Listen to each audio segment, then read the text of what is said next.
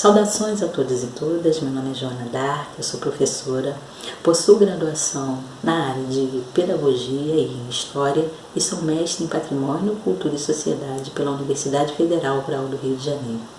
Primeiramente, eu gostaria de agradecer à comissão organizadora e à Universidade do Porto pela oportunidade de apresentar o trabalho intitulado Memória Ferroviária e o Ensino em Patrimônio, a Bica da Mulata e as Estações da Rio Douro, acervos culturais do Rio de Janeiro. Esse trabalho, ele procurou estabelecer a relação entre cidade e patrimônio cultural, mas, sobretudo, a apropriação e a ressignificação desses patrimônios em seus territórios. E como esses significados são demarcadores importantes que circunscrevem a construção da identidade de pertencimento desses indivíduos. É importante ressaltar que tanto a Bica da Mulata e as estações ferroviárias possuem as suas histórias atreladas à Estrada de Ferro Rio Douro. Essa estrada de ferro foi construída no período do Império por empreiteiros ingleses a pedido do então imperador Dom Pedro II, com o intuito de sanar a escassez hídrica da capital de São Sebastião do Rio de Janeiro, que sofria uma forte escassez de água naquela época. O propósito era construir uma ferrovia que transportasse materiais, trabalhadores para a região de São Pedro, Rio Douro e posteriormente para a Serra do Tinguá, para a construção de uma adutora que captaria a água dessa região de abundantes mananciais até a capital do Império. Assim, o governo imperial autorizou a construção de uma linha férrea, a construção de estações ferroviárias e a colocação de dutos sucessivamente até o fim do curso, que se iniciava na Quinta do Caju e finalizava na região que se encontravam esses mananciais. Curiosamente, no mesmo período, estava sendo construída na região do Vale do Rio Douro, em Portugal, uma estrada de ferro com o intuito de escoamento de produtos agrícolas e também para o comércio mercantil. Esta estrada de ferro também estava sendo construída por empreiteiros ingleses, no entanto, essa ferrovia que estava sendo feita às margens do Rio Douro, em Portugal, acabou por batizar a ferrovia aqui no Brasil. Entretanto, alguns pesquisadores afirmam que, diferentemente da maioria das ferrovias construídas tanto no Brasil quanto no mundo, que eram com intuito econômico, a ferrovia Rio Douro tem uma especificidade. Ela foi construída a caminho das águas, sendo sua construção para atender uma lógica social fora de uma lógica econômica. Porém, mais tarde, essa ferrovia seria, sim, reaproveitada para transporte de produtos agrícolas, minério de ferro e carvão. Já no início do século XX, parte da ferrovia iniciou uma experimentação de transporte de passageiros e bagagens. No entanto, por não atender o dinamismo econômico da época, porque o governo já apostava no transporte em rodovias e por também ser uma ferrovia que causava muito dispêndio aos cofres da República e por estar muito distante da realidade econômica do governo da época, ela acabou sendo incorporada a uma lista de ferrovias antieconômicas, sendo suas linhas e suas ramificações desativadas gradativamente, até que em 1970 ela estaria totalmente inoperante. Algumas edificações que se constituíram com as ferrovias, as estações ferroviárias que foram construídas naquele período para atender a Rio Douro, existem até hoje. Porém, muitas delas foram demolidas, outras reaproveitadas para serem sedes administrativas estatais, residências ou foram tombadas como patrimônio histórico de suas regiões.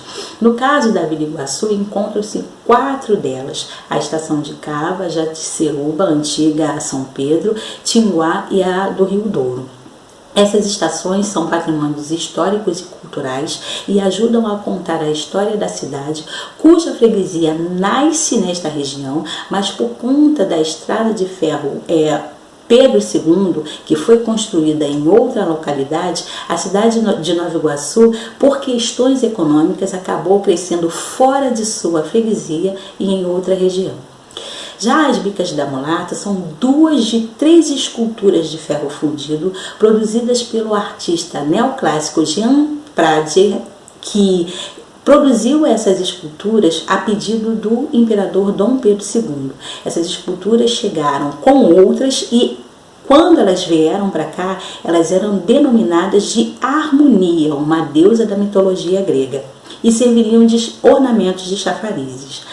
Essas esculturas eram colocadas em pontos estratégicos, pois naquela época não havia água encanada. Então os chafarizes eram os únicos recursos que existiam para atender às necessidades da população.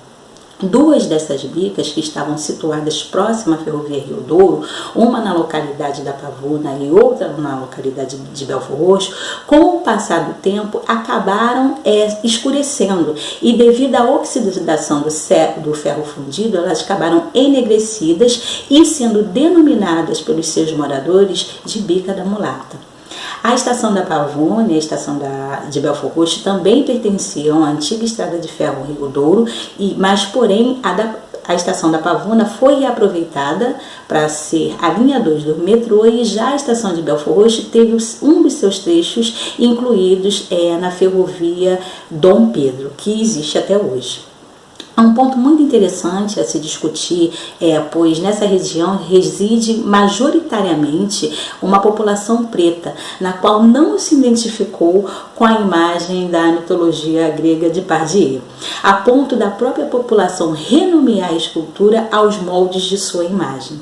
Entretanto, cabe um outro debate aqui, já que o termo mulata, que no início era visto como um fator de brasilidade, hoje já é considerado um termo com carga negativa, pois a origem da palavra mulata é oriunda do resultado de um animal híbrido, o cruzamento, o fruto de dois quadrúpedes que resultam em mula. Além disso, o termo mulata também está ligado à objetificação do corpo feminino, e por esse motivo ele merece ser debatido. Entretanto, o que dizer dessas duas esculturas que foram nomeadas pelos moradores dessa localidade? O diferencial é que o título foi dado pelos moradores, como um ponto demarcador de território. Essas bicas são a imagem dos passantes que se identificaram muito mais com a imagem de uma mulher afro-brasileira do que a imagem de uma deusa mitológica muito distante de sua realidade. Nesse sentido, cabe um debate exponencial no ponto de vista educacional para os meninos e meninas desta região.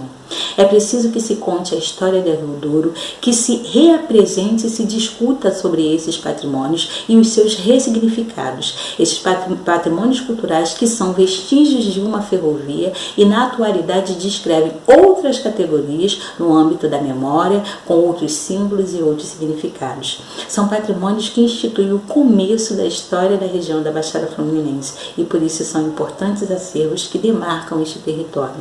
Sobretudo, impõem a especificidade de seus patrimônios nesses espaços geográficos.